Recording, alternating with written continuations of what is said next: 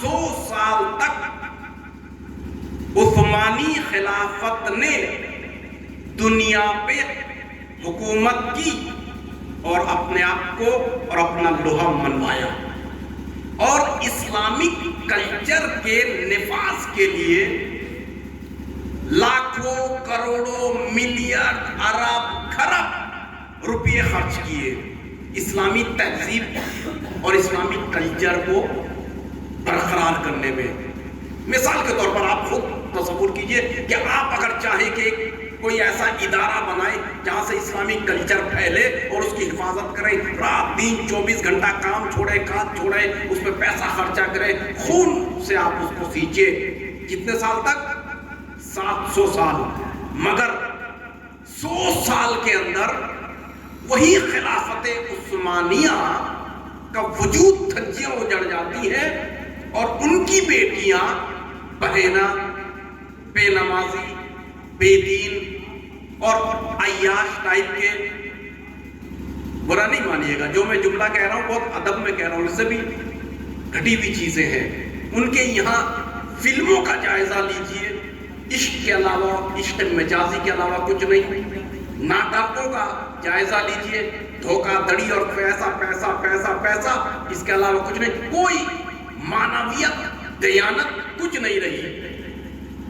مثال کے طور پر اس کا جو مرکز ہے دارالخلافہ ہے ترکی، ترکی بھی کہتے ہیں، ترکیہ بھی کہتے ہیں، ٹھیک؟ خلافت عثمانیہ کے لیے لوگوں نے بلیدان دیا ہے، قربانی دی ہے، خون سے سینچا ہے، مجاہدوں نے اپنے کنبے کو جڑوایا ہے اسلامی کلچر کو نفاذ کرنے کے لیے۔ ان کی بیٹیاں حجاب کے اندر، ان کی بہوؤں کے سائے سے لوگ نہیں دیکھ پاتے تھے، محروم تھے، مگر 100 سال کے اندر اسی ترکی، اگر یقین نہ آئے نیٹ پہ ذرا سا سرچ کر کے دیکھیے گا، ترکی کی خواتین کا کلچر، لڑکیوں کا کلچر، لڑکوں کا کلچر، ان کا پہناوا، ان کا معاشرہ، ان کے ناٹک، ان کی فلم، اب سمجھ رہے ہیں؟ بس آخری جملہ کہہ رہا ہوں، 700 سال تک محنت کی اور 100 سال میں پتہ بھی نہیں چلا، دھجیاں اڑ گئی، برباد ہو گئی۔ پتہ کیوں؟ سوال یہ ہے، اس لیے کہ تھیوڈر ہرزل نے یہ بات کہی، یہودیوں کا بنیان گزار تھیوڈر ہرزل، جس نے اسرائیل بنانے کے لیے کتاب لکھی اور اسی کتاب کے اوپر اسرائیل بن رہی ہے، یا اسرائیل ملک بن رہا ہے، میں ملک نہیں کہتا ہوں، بہرحال قابض ہے وہ۔ اس نے یہ کہا کہ ایک چھوٹا سا کام ہے، بہت بڑا بھی نہیں ہے، چھوٹا سا کام ہے، وہ اگر کرو تو ان کا اسلامی کلچر برباد ہو جائے گا، نام و نشان مٹ جائے گا۔ کہا کیا ہے؟ کہا کہ ان کی عورتوں کو مغربی ڈیزائن کا، یا یوں کو فیشن کا عاشق بنا دو، بس ختم۔ سچ بتائیے، دل پہ ہاتھ رکھ کے بتائیے، ہماری گھر کی عورتیں کیا یہی نہیں چاہتی کہ اسٹائلش کپڑے پہنے، شادی بیاہوں میں جائے؟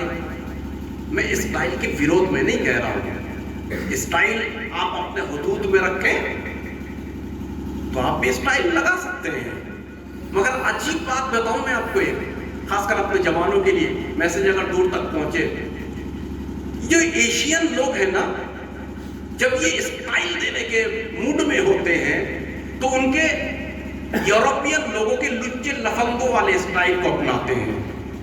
بہت ٹھنڈے دماغ سے سوچئے گا میں کیا کہہ رہا ہوں۔ جب یہ اپنے آپ کو بہت اوپر لے جانا چاہتے ہیں، مالدار سمجھانا چاہتے ہیں، میں بہت بڑا اپڈیٹ گھر کا، میں بہت بڑا اسٹائل والا، تو یورپ کے لچے لفنگوں کے اسٹائل کو اپناتے ہیں۔ کیوں؟ اس لیے کہہ رہا ہوں، آپ یورپ کے جو پڑھے لکھے لوگ ہیں ان کے اسٹائل دیکھیے گا، زیادہ کوٹ شلوار، کوٹ پینٹ اور ٹائی ہے، لچے لفنگے والا نہیں ہے، ٹیٹو پیٹو یہ وہ جو آج کل کانوں میں گندے، ناکوں میں بلا اور دھماکہ، یہ سب آپ ان کے پڑھے لکھوں میں نہیں دیکھیں گے۔ اب سمجھ رہے میں کیا کہہ رہا ہوں؟ یعنی ان کے کلچروں کو ہم لے کے اپنے آپ کو بہت بڑا کلچرل بن رہے ہیں، یہ بیوقوفی نہیں ہے؟ میں تمام ایشین کو کہہ رہا ہوں، اس میں ہمارے ہندو بھائی بھی ہیں، کرسچن بھائی بھی ہیں، ہمارے مسلمان، سب کو میں کہہ رہا ہوں، جو بھی آج جوان اسٹائل دینا چاہتا ہے وہ یورپ کے گندی چیزوں کو، کچروں کو، اس کو اپناتا ہے۔ کان میں بندے، آپ نے ٹرمپ کے کان میں بندے دیکھے؟ آپ نے اوباما کے کان میں بندے دیکھے؟ میں مثال دے رہا ہوں، برا نہیں مانے گا۔ میں نہیں سمجھاؤں گا اپنے بچوں کو، کون سمجھائے گا؟ موبائل نے تو ایسا کر دیا ہے، باپ آج کل بچوں کو سمجھا ہی نہیں پا رہا۔ وہ بابا خود بزی ہے، ممی خود بزی ہے، خالہ خود بزی ہے، جو دادی اماں بچتی تھی وہ بیچاری آج کل ان کی بات کوئی سنتا ہی نہیں ہے، ان کو بوریت محسوس ہو۔ کیوں؟ اس لیے کہا کہ عورتوں کو اسٹائل میں، پہناوے میں، کھانے میں وغیرہ میں یورپ کا عاشق بنا دو، ختم، ان کا معاشرہ بگڑ جائے گا۔ دو، یہ جو فیملی سسٹم ہے اس کو ختم کر دو۔ سمجھنے میں کیا کہہ رہا ہوں؟ بڑا مشکل ہے دو بہوؤں کو ایک گھر میں رہنا، قسم خدا کی، صبح کی نماز 6 رکعت ہو سکتی ہے مگر دو بہویں ایک ساتھ چھت کے نیچے نہیں رہ سکتی۔ یہ ایسا معاشرہ ہو رہا ہے ہمارا، چاہے وہ بھارت کا کسی بھی دھرم کا لیجئے، ہمارے ہندو بھائی بھی اس میں، مسلمان، سب کو میں عرض کر رہا ہوں، چونکہ پورا بھارت ہمارا ہے، پورا ایشیا ہمارا ہے۔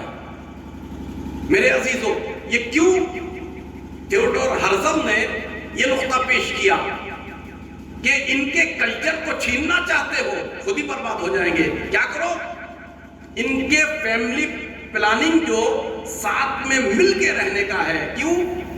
وہ جو باپ آج دادا بن گیا ہے، اب وہ جو ساتھ میں ہی نہیں رہے گا تو پوتے کو ڈانٹے گا کیسے، سدھیرے گا کیسے؟ نیا اسٹائل لے کے آؤ، کیا باپ فرینڈ ہو گئے؟ باپ فرینڈ نہیں ہوتے، باپ باپ ہوتا ہے۔ یہ نیا کلچر آیا ہے کہ باپ دوست ہوا ہے۔ ہاں، باپ اگر محب ہوتا ہے اچھی بات ہے۔ سچ بتائیے، اگر آپ باپ فرینڈ ہیں، ساتھ میں ٹک ٹاک تو دیکھتے ہیں، کیا کبھی اس نے جنابت سمجھایا آپ نے فرینڈ ہو کے؟ برا نہیں مانیے گا، اتنی جسارت ہے کہ چلو بیٹا ہم فرینڈ ہیں، میں تمہیں جنابت کا طریقہ سمجھاؤں اور جنابت کب ہوتا ہے۔ یہ ہے ہمت، ہے جگر، تو فرینڈ کس چیز میں ہے؟ ان کے حدود میں۔ اگر ان تمام چیزوں سے بچنا ہو، آج جناب زینب کے کردار کو اپنائیے۔ جناب زینب کے کردار میں 12 نقطہ ایسا ہے کہ جس کو انسان نے اگر اپنایا تو اس کے پریوار، وہ خود، اس کا معاشرہ کبھی بھی بہک نہیں سکتا وقت کے شیطانوں سے۔ ان 12 نقطوں کو بہرحال تلاش کیجئے، میں 2-4 اشارہ کرتا ہوں، جس میں ایک ہے شجاعت۔ دیکھیے، ایک ہے طاقت اور ایک ہے شجاعت، دونوں میں فرق ہے۔ طاقت یہ ہے انسان جا رہا ہے، جس کے چاہے وہ ٹکر مار دے، اس کو طاقت کہتے ہیں۔ حق نہ حق نہیں دیکھتا، ٹکر مارتا ہے۔ مثلا بلڈوزر ہے، چلا کر چھوڑ دیجئے، اس میں طاقت ہے۔ چاہے وہ گنجا آدمی کے اشارے پہ چھوڑ دیجئے، چاہے وہ بال والے کے اشارے سے چھوڑ دیجئے، چاہے وہ ننگے انسان کے اشارے سے چھوڑ دیجئے، چاہے وہ کوٹ پینٹ والے کے اشارے سے چھوڑ دیجئے، بلڈوزر چلے گا، چونکہ چلا کے چھوڑ دیا آپ نے، وہ طاقت ہے۔ مگر شجاعت کیا ہے؟ شجاعت یہ ہے کہ جو دیکھے حق کیا ہے اور ناحق کیا ہے۔ آپ سمجھ رہے ہیں؟ جدھر حق ہے ادھر ڈٹ کر کھڑا ہو جائے، یہ شجاعت ہے، مردانگی ہے، یہ بہادری ہے، چاہے وہ کسی بھی مذہب کا ہو۔ ایک بچہ جب گرتا ہے کنویں میں، نالی میں، سچ بتائیے کہ ہم پوچھتے ہیں تیرا مذہب کیا ہے؟ اگر کوئی پوچھتا ہے وہ انسان نہیں ہے، وہ حیوان ہے۔ ہم مسلمان ہو کے ہم کہہ رہے ہیں ہمارا اسلام ہمیں یہ سکھاتا ہے کہ کوئی بھی انسان پیڑت ہو، مظلوم ہو، تمہیں اس کے ساتھ کھڑے ہونا ہے، چاہے وہ ہندو ہو، چاہے فلسطین کا سنی ہو، اور اب کر کے بھی دکھاتے ہیں۔ اور تمہارے سامنے اگر کوئی اتیاچاری آتا ہے، ظالم آتا ہے، ڈٹ کر کھڑے ہو جاؤ۔ لہذا سرزمین ہندوستان میں سب سے پہلے جو توپ کی گولی کھائی مولانا علی نقی صاحب، کہ جنہوں نے لکھنؤ میں صاحب امامہ تھے، انہوں نے کبھی یہ نہیں دیکھا کہ سامنے جو ظالم ہے وہ کتنا بڑا طاقتور ہے۔ سپر پاور تھا انگریز، سپر پاور تھے۔